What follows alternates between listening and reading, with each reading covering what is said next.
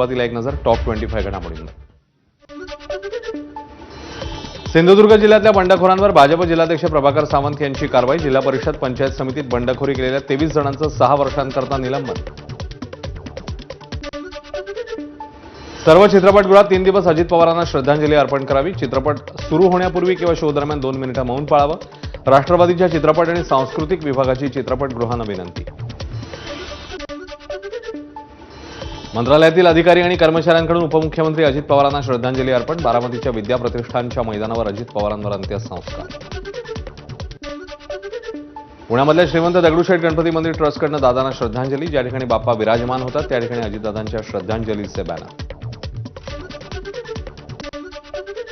उपमुख्यमंत्री अजित पवारांना वारकरी संप्रदायाने वाहिली श्रद्धांजली। पुण्यातल्या भंडारा डोंगरावर हरिनाम सप्ताहात अजित पवारांच्या आठवणींना उजाळा देत वाहण्यात आली श्रद्धांजली।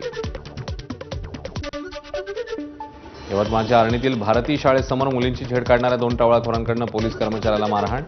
आर्णी पोलिसांकडून गुन्हा दाखल करत दोन्ही तरुणांना अटक। अहिल्यानगरमध्ये स्थानिक गुन्हे शाखेच्या पथकाची मोठी कारवाई। जामखेड तालुक्यातल्या तरडगाव फाट्याजवळ 9 किलो 854 ग्रॅम गांजासह 3,46,000चा मुद्देमाल जप्त। गांजा विक्रीसाठी आणणारे 2 आरोपी पोलिसांच्या ताब्यात।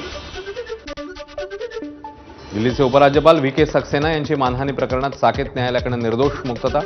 सामाजिक कार्यकर्त्या मेधा पाटकरांनी दाखल केलेल्या मानहानी खटल्याचा आरोप सिद्ध न झाल्यानं कोर्टाचा निर्णय।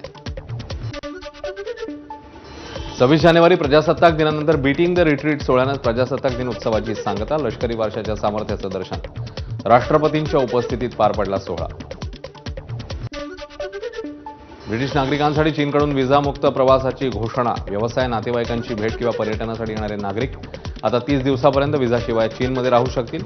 यूकेचे पंतप्रधान आणि चीनच्या अध्यक्षांचा बैठकीमध्ये निर्णय। दक्षिण आफ्रिकेत मिनी बस, टॅक्सी आणि ट्रकचा भीषण अपघात। घटनेत 11 जणांचा मृत्यू, 7 जण गंभीर जखमी। ट्रक चालकाने अचानक टर्न घेतल्यानं अपघात झाल्याची प्रत्यक्षदर्शींची माहिती।